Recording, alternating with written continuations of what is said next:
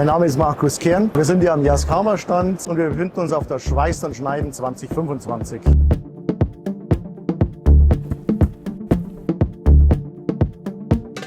Als Modelle haben wir hier ausgestellt Punktzangenroboter mit externen Achsen, die 100% als Roboterachse betrieben werden.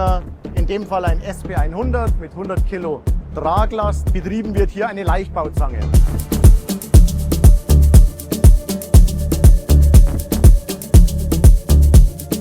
Das zweite bewegte Modell ist ein SP-210, 210 Kilo Traglast, für größere Punktzangen geeignet, und beide Roboter werden auch über Kappenwechsler und Kappenfräser vervollständigt.